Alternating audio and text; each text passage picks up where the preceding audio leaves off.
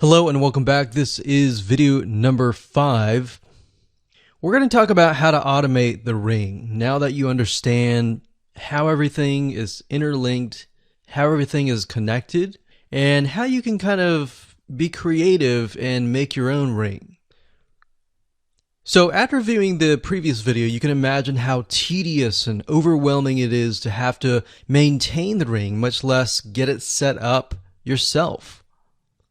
But lucky for you, there is a way to automate it once you have set things up. It's getting things set up is the tedious process. Now, there's a software platform called IFTTT, and there's another one called Zapier.com that allows you to automate the process of moving content all around your social properties. So you could take a YouTube video and have it pushed to your WordPress site. And by pushed, I mean have it embedded on your WordPress site and then have it shared on your Facebook fan page, your Twitter page, your Instagram, and all of that. So you have essentially what we call triggers that whenever the trigger happens, then something else happens. So what IFTTT stands for is if, then, this, that. So if this happens, then what kind of deal. Now, between the two, Zapier will cost you a lot of money after a while. A lot of times they'll give you some free triggers and zaps, which is what they call it. And beyond that, it will cost money. Whereas with IFTTT, it's just as good, but it's free. So let's hop on over and show you how IFTTT works.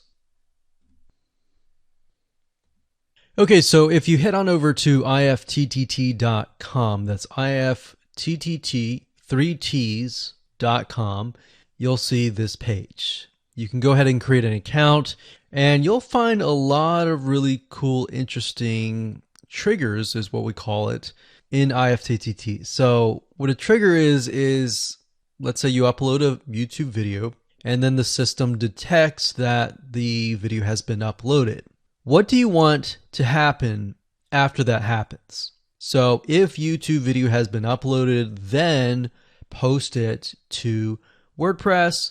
Then after that, take the post on WordPress, maybe post it elsewhere, or post the YouTube video to Twitter, and so forth and so forth. So as you can imagine, this does get tedious, but if you map things out, if you know ahead of time what it's going to look like, then you can simply look at it and say, okay, I'm pointing YouTube to Twitter. So anytime video has been uploaded to YouTube, then it simply gets pushed or embedded into Twitter. So we need to make a IFTTT trigger for that. So to do that, it's very easy. All you have to do is go to My Applets up here, and you can do a search for applets. Now, services over here, I'm not going to click that, but this tab here allows you to essentially connect to all the services that you're going to be using. So for example, as you can see here, I've got Tumblr to Weebly, RSS to Google Drive, a YouTube like to OneNote, YouTube like to Facebook page. And the reason why you might want to have YouTube likes is, let's say for example that you already have maybe 50 videos on your YouTube channel, but you want to find a way to get those videos embedded. So what we figured out is that YouTube likes is the way to go. So obviously you can't re-upload a video that hasn't already been uploaded and is already getting thousands of views. The way you go about it is create a YouTube like trigger so that you can simply like it, and then it gets posted to throughout your network. Now, as you can see here, you can easily get lost in the mix of everything. So that's why I said visually map everything out first, and then from that point, then you can simply go in and set things up. So like Blogger to Weebly, YouTube to Facebook, YouTube to Blogger, YouTube to Instapaper, YouTube to DIIGO, YouTube to Google Plus page via Buffer, and all that. and we got YouTube to Tumblr, YouTube to Twitter. So it can go on and on and on if you really want it to, or you can simply pick and choose what you want and what you don't want and go from there. Now, in order to turn them on, you can simply click here to turn them on.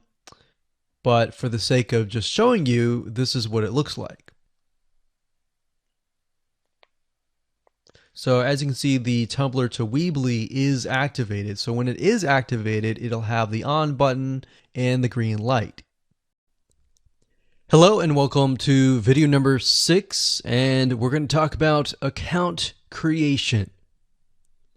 Okay, so obviously in order to set up the IFTTT ring, you need to have accounts for all of your branded social properties. So in other words, you need to have the username and password for Facebook, for Twitter, for all the other social media properties. Now, obviously, if you already have some, then great. You don't have to create those. But for the ones that you do not have, you want to be able to create those. Now, while that does sound very simple, there's a few things that you really need to focus on. So to make sure that you're successfully able to do this without risking your accounts being closed, and that does happen, we're going to cover a few things that you must do with all of your accounts. In fact, some of our accounts have been banned or closed by mistake because it has to be done a certain way. So you need to make sure that you have everything correct. Now, first, you need to have an email address, preferably a Gmail account or an email account that is reliable. And you need to have one email address for that. Typically, you want to have something that is branded as well, because you never know with these social media platforms if they're analyzing every step of the process. Now, most social media accounts we have found require you to have a unique telephone number. So you will need to use either yours or you'll need to get one. If you don't have one and you don't want to use your personal telephone, there are several places to get unique telephone numbers that can be used for both voice and SMS.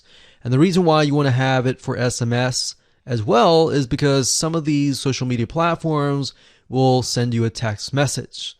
Now, one in particular that we use is called line2.com. That's line2.com. And of course, there are many out there, but this is just one that we have tested and it works really well. So a lot of times when you create a brand new social media property, an account, you need to have a unique telephone number. Now, the reason for needing a unique telephone number is because most social media platforms, they really want to make sure that you are legitimate, especially nowadays. They have a lot of checks and balances and things that you need to get around to make sure that your account stays open. In fact, recently Facebook has been on a major crackdown, especially with everything that's been going on in the news. They want to make sure that you are legit and that you are not fake.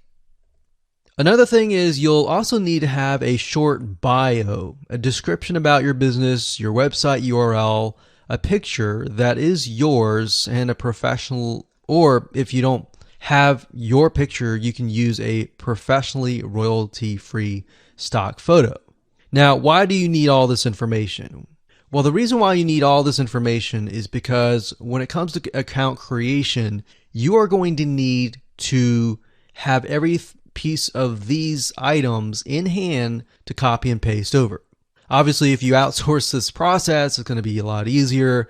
And with that case, you're definitely going to need these items. And it's just going to make your life a lot easier when you're able to copy and paste and all of that.